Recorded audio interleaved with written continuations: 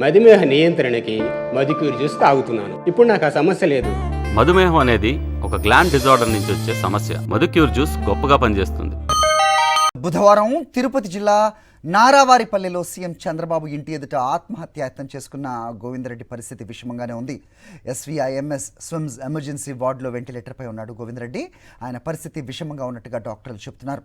ఇంటి స్థల వివాదం పరిష్కారం కాకపోవడం, రెవెన్యూ అధికారుల నిర్లక్ష్యాన్ని నిరసిస్తూ సీఎం చంద్రబాబు ఇంటి ముందు గోవిందరెడ్డి అనే వృద్ధుడు ఆత్మహత్యాయత్నం చేసుకున్నాడు. మొదట గోవిందరెడ్డిని నారావారిపల్లె ప్రభుత్వ ఆసుపత్రికి తరలించారు. పరిస్థితి విషమంగా ఉండటంతో రుయాకు తెచ్చారు. ఆయన పరిస్థితి మరింత క్రిటికల్గా ఉండటంతో స్విమ్స్కు తరలించారు. చిత్తూరు జిల్లా పెద్ద పంజాని మండలం నాగిరెడ్డిపల్లి గ్రామానికి చెందిన గోవిందరెడ్డి సరిగ్గా ఏడాది క్రితం నారావారిపల్లెలో మంత్రి నారా లోకేష్ సీఎం చంద్రబాబును కలిసి సమస్య చెప్పుకున్నాడు. ఏడాది గడిచినా సమస్య పరిష్కారం కాకపోవడంతో మనస్తాపంతో పురుగుల మందు తాగి ఆత్మహత్యాయత్నం చేసుకున్నట్టుగా గోవిందరెడ్డి బంధువులు చెప్తున్నారు.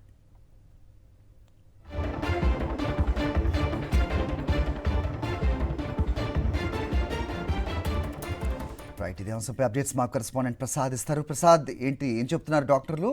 గోవిందరెడ్డి పరిస్థితి ఏ విధంగా ఉంది? ఏదైనా ప్రభుత్వం నుంచి స్పందన కనిపించే అవకాశం ఉందా? అప్డేట్ చెప్పండి.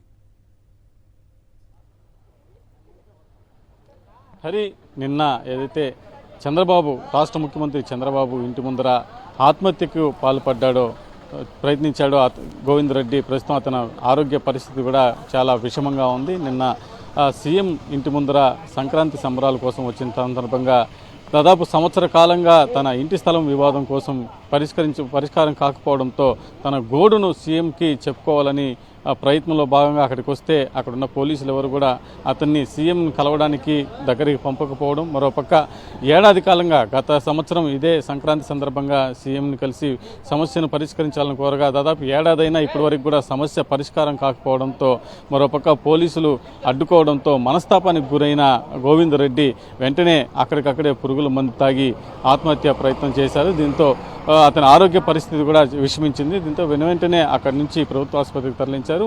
పరిస్థితి మరింత విషమించడంతో తిరుపతిలోని రోయా ఆసుపత్రికి కూడా తరలించారు. అక్కడ కూడా అతనికి ఆరోగ్యానికి సంబంధించి మరింత క్షీణిస్తూ ఉండడంతో మెరుగైన ఆరోగ్యం కోసం తిరుపతిలోని సిమ్స్కి తరలించారు. ప్రస్తుతం మనం సిమ్స్ దగ్గర ఉన్నాం. ఇక్కడ సిమ్స్లోనే గోవిందరెడ్డికి చికిత్స జరుగుతుంది. నిన్నటి నుంచి కూడా ప్రాణాపాయ పరిస్థితుల్లో కొట్టుమిట్టాడుతున్న పరిస్థితి ఉంది. దాదాపు రాష్ట్ర ముఖ్యమంత్రి చంద్రబాబు నాయుడు ఇంటి ముందర సంక్రాంతి సంబరాల కోసం వచ్చారు. ఈ సందర్భంగా తన సమస్యను పరిష్కరించాలంటూ కోరడానికి వచ్చిన ఆ కన్య గోవిందరెడ్డిని దగ్గరకు కూడా పంపించకపోవడంతో మనస్తాపానికి గురయ్యాడు.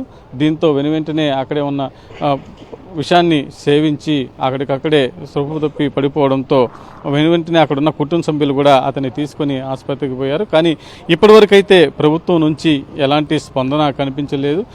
గోవిందరెడ్డి ఆత్మహత్య ప్రయత్నం తర్వాత అతని సమస్యను ఏడాది అవుతున్నా కూడా ఇప్పటివరకు కూడా పరిష్కరించకపోవడం వెనుక మరోపక్క నిన్న జరిగిన ఘటనకు సంబంధించి ఇటు రాష్ట్ర ముఖ్యమంత్రి కావచ్చు, అటు అధికార యంత్రాంగం కావచ్చు, ఎక్కడా కూడా స్పందించిన దాఖలు లేదు. మరోపక్క అతని ఆరోగ్యం మరింత క్షీణిస్తూ ఉండడంతో ప్రస్తుతం తిరుపతి సిమ్స్ ఆసుపత్రిలో చికిత్స పొందుతూ ఉన్నారు. దీనికి సంబంధించి డాక్టర్లు కూడా అతని పరిస్థితి మరింత క్షీణిస్తూ ఉంది. దాదాపు ఇంకో 24 గంటలు అయితే కానీ పూర్తిగా సమాచారం చెప్పలేమనేసి కూడా డాక్టర్లు కూడా చెప్తున్న పరిస్థితి ఉంది. ఈ నేపథ్యంలోనే ఇటు ప్రభుత్వం కూడా వెంటనే స్పందించి ఈ గోవిందరెడ్డి ఏదైతే ఉన్నారో అతనికి సంబంధించిన పరిష్కారం చేయాలి. ఇప్పటికే ఆరోగ్య పరిస్థితి విషమిస్తూ ఉంది. మరోపక్క రాష్ట్ర ప్రభుత్వం ఇలాంటి సమస్యల పట్ల చొరవ చూపాల్సిన అవసరం ఉంది. ఎందుకంటే సంవత్సరం గడుస్తున్న అతని సమస్య పరిష్కారం కాకపోవడం, మనస్తాపానికి గురైన గోవిందరెడ్డి ఆత్మహత్యకు పాల్పడి ప్రస్తుతం ప్రాణాపాయ పరిస్థితుల్లో కొట్టుమిట్టాడుతున్న పరిస్థితి ఉంది. హరి, ఓకే.